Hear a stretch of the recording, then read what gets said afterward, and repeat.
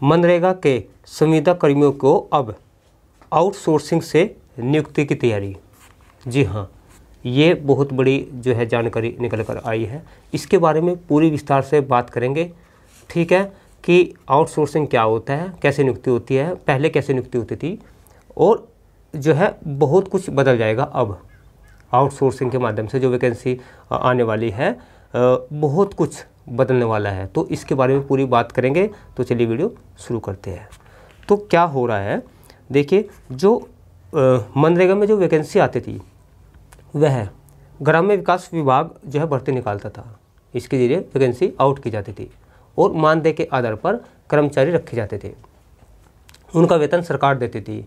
लेकिन अब क्या होगा, अब सारी जो वैकेंसी आने वाली है मनरेगा के अंतर्गत, जो पहले भी है, वो सब ठेकेदार के हाथ में चली जाएगी। कहने का मतलब आउटसोर्सिंग के माध्यम से की जाएगी जितनी वैकेंसी आगे आने वाली है। इससे क्या फ़ायदा होगा, क्या नुकसान होगा, उसी के बारे में बात करने वाला हूँ। तो इसमें ग्राम्य विकास विभाग ने भर्ती के लिए जेम पोर्टल के जरिए निकाला टेंडर, ठीक है। मनरेगा संघ ने हड़ताल की चेतावनी दे दी है कि इससे हमारे हितों का जो है अनदेखी की जा रही है हमारे हितों की। और जो 6000 कर्मी है इसमें लगे हुए हैं पहले से ही, उनके भविष्य पर संकट आ गया है। अब उनका क्या होगा।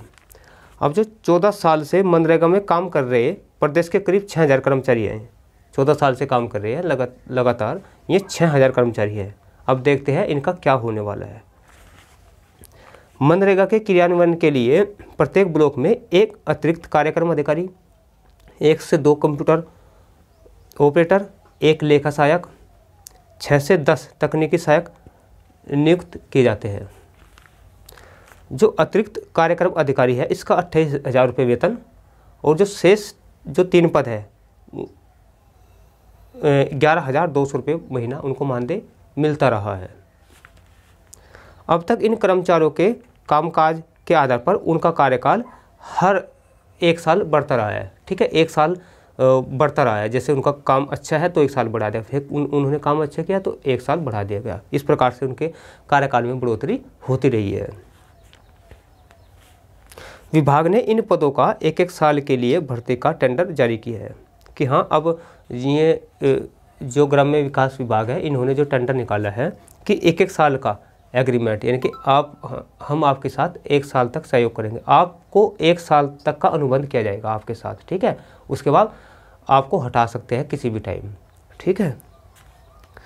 वर्तमान कार्यरत कर्मचारियों को भी सेवा प्रदाता कंपनी के हवाले करने की तैयारी है। जो वर्तमान में जो कर्मचारी कार्य कर रहे हैं उनको भी सेवा प्रदाता कंपनी के जो आउटसोर्सिंग होता है, ये वाला आउटसोर्सिंग, इसको हिंदी में सेवा प्रदाता कंपनी बोलते हैं, सेवा प्रदाता कंपनी, ठीक है। जो भी आउटसोर्सिंग के माध्यम से नियुक्त किए जाते हैं वे कर्मचारी सरकारी नहीं होते हैं, ठीक है, न ही मानदेय के आधार पर होते हैं। वे 100% बिल्कुल प्राइवेट होते हैं, उनको कभी भी हटाया जा सकता है, कभी भी उनको लगाया जा सकता है, कोई गारंटी नहीं होती है, ठीक है। तो सरकार ऐसा करने जा रही है, बहुत ही जो कि मेरे विचार से जो कि अच्छा नहीं है, ठीक है। सेवा प्रदाता कंपनी रिक्त पदों पर नए कर्मचारियों की नियुक्ति करेगी। जो भी आउटसोर्सिंग कंपनी होगी वही अब नियुक्ति करने वाली है। और अब देखते हैं मैट की जो वैकेंसी आने वाली थी, ये मानदेय के आधार पर आने वाली थी, ठीक है। इसमें 50% सदस्य स्वयं सहायता समूह के ले जाने थे।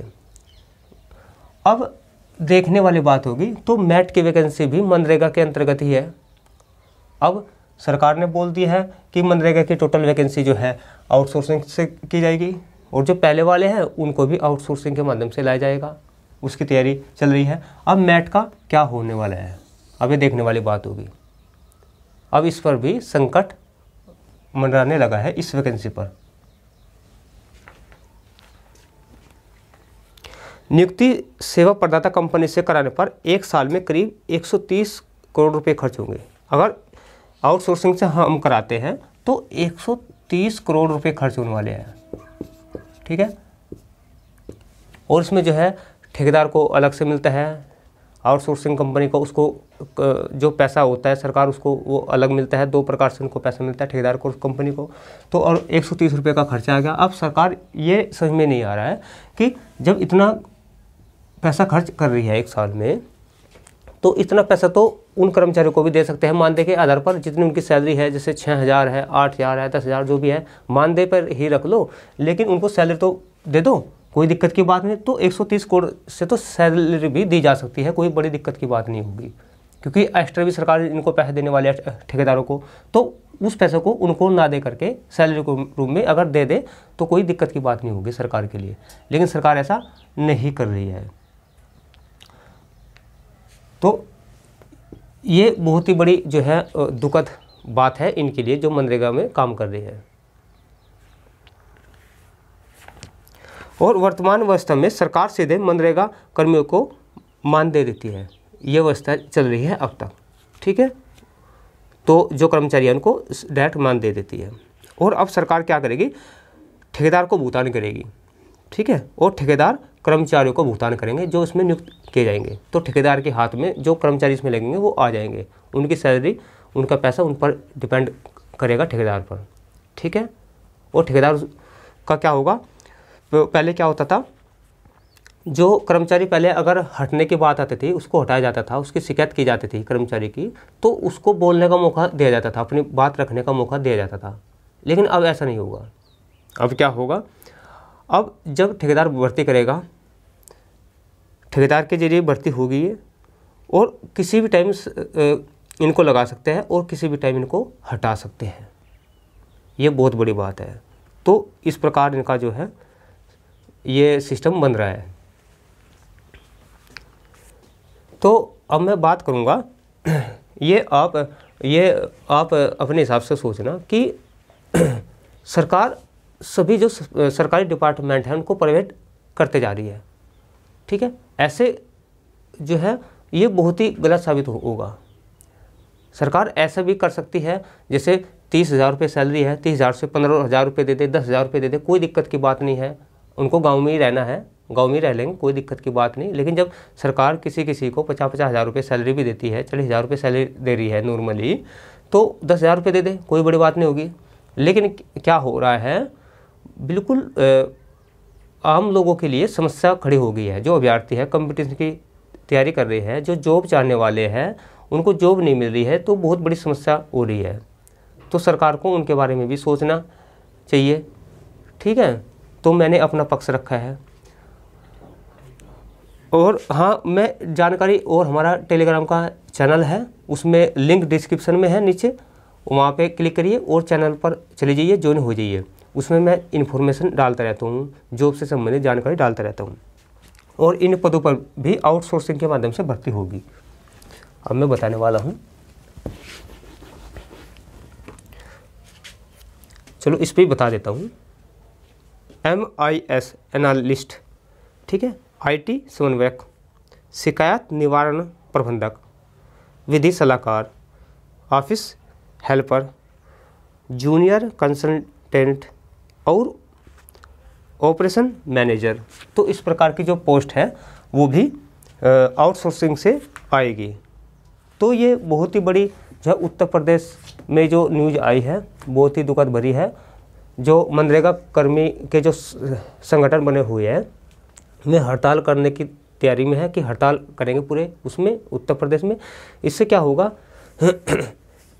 अगर इसमें कोई भी कर्मचारी लग जाता है तो वो सरकारी करने की मांग नहीं कर सकता। अगर पहले लगते थे मानदेय के आधार पर तो कोई भी धरना प्रदर्शन करके सैलरी बढ़वा लेता था, सरकारी बनने के उसके चांस थे काफ़ी हद तक, ठीक है। सरकार पर प्रेशर रहता था कि हाँ हमको सरकारी कर दो।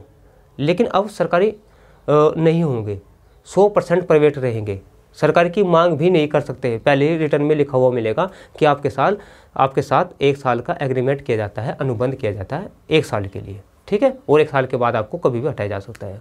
तो ये इस प्रकार का अनुबंध कर देंगे। अनुबंध तो उसमें भी करते थे लेकिन वो मानदेय के आधार पर था, ठीक है। उसमें चांस है सरकारी होने के, जैसे शिक्षा मंत्री का था ना तो सरकारी हो गए, तो ऐसे ही मनरेगा कर्मियों का चांस था पूरा सरकारी होने का। लेकिन अब जो है उनके पर काट दिए गए हैं, जो कि बहुत ही बड़ी जो है गलत बात होगी, अच्छी बात नहीं है। ये ऐसा नहीं करना चाहिए था, ठीक है, उनके हितों का ध्यान रखना चाहिए था। तो ये जानकारी कैसी लगी? ठीक है, वैसे तो ये जानकारी अच्छी नहीं है, दुखद भरी है, लेकिन अगर जैसे भी इसमें वैकेंसी में जो होता रहेगा हम आपको बताते रहेंगे जो भी हो रहा है, इसमें क्या क्या हो रहा है, सरकार क्या कर रही है, क्या अब तक दोबारा फिर मानदेय के आधार पर हो जाए। ऐसा अगर सरकार दबाव में आ जाती है और प्रदर्शन अच्छे प्रकार से हो जाता है, सब एकजुट हो जाते हैं, तो क्या पता जो कि तो व्यवस्था बनी रहे। तो देखते हैं कैसा होगा, जो भी होगा हम वीडियो के माध्यम से आपको अवगत कराते रहेंगे। तो हमारे चैनल से जुड़े रहिए, चैनल को सब्सक्राइब करिए, साथ में घंटी का बटन भी दबाइए और अपने यार दोस्तों को शेयर भी कर देना। बहुत बहुत धन्यवाद।